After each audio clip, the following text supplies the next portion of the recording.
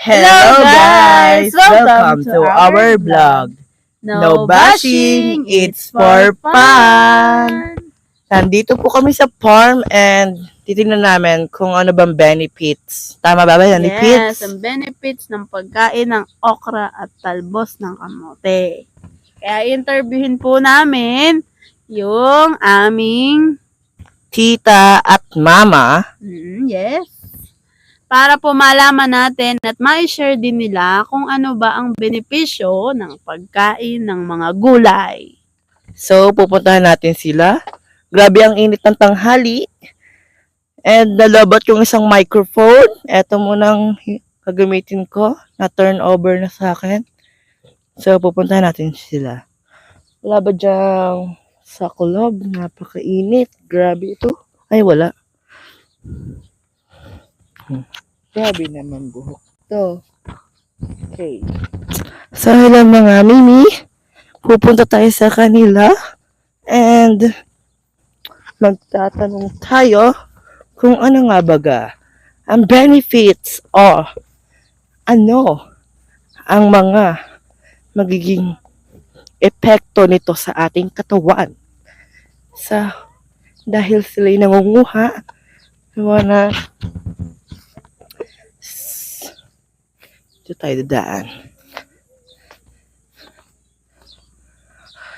Oo. May tatanong ulit ako sa'yo, Auntie Lube. Bakit? Ano tinatanong? Anong mangyayari pag kinain ang okra? Anong Kalalabasan? Anti-cancer. Ayan pa ang bunga. Anti-cancer yan sa mga lahat ng klase ng sakit. At yung basta lahat ng klase ng sakit na yung cancer, kumain kayo ng okra. Kung ayaw mo naman ng kumain ng okra, ang gawin mo, lagay ka ng pichel, lagay ka mga ilang okra. Tapos, yung tubig noon, yung katas ng okra, siyang iinumin. Mas maganda rin yun. Ngayon, sa mga taong hindi nakakaalam, ang okra, anti-cancer.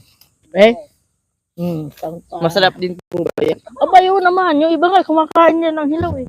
Masarap din daw po yan. Tingnan niyo po, ang laki oh. Grabe oh, ang init oh. Tapos sila nandito pa rin. Kita nyo, ayan oh. Ang laki oh guys. Oh. Ganito oh. Tanggalin mo yan. Ang laki. Meron nga ako. Yun eh, kunin mo. Ito. Oh, di ba ang laki oh? Grabe ang laki niya oh. Pawisan na yung mama ko. Naligo na sa pawis. So, babalik na tayo. Ano naman benefits ng anong tawag doon? Kung dinala niyo po sa amin. Yan. Yun sa atin, dinala na yun. Patuna? Ano po? Benefits ng talbos kamote. Yan, sa tapat mo na talbos ng kamote. Aba, pang padagdag sa dugo. Sa mga anemic, yun, ang mga kinakain.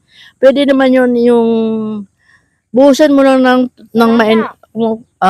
ensalada ang tawag doon. Lagyan mo ng bawang, sibuyas, kung anong type mo. Yun, maganda rin yun sa katawan.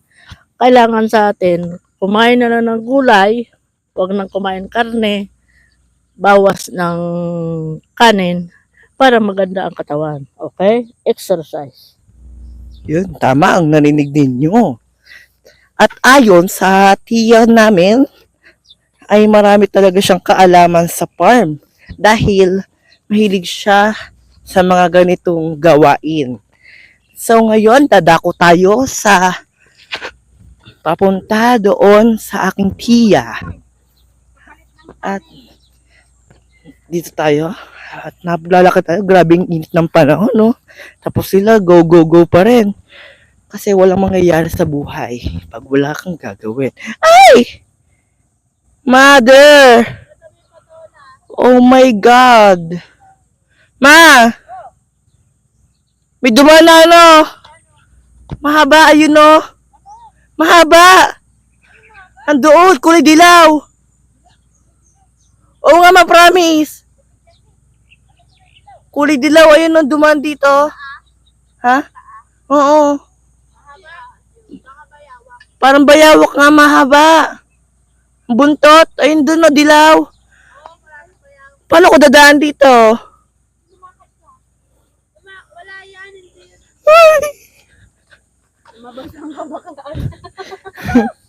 Nakabalik na tayo. Grabe. Aming init! So, babay. Si mother. Aming init, oh. Ano yan? Grabing init! O, patingin ng vlog mo. Eto na. Oh, yun pa rin siya. Naka-play. Hello! Hello. Ayun lang. Bye-bye. Thank you for watching. No bashing. It's for fun.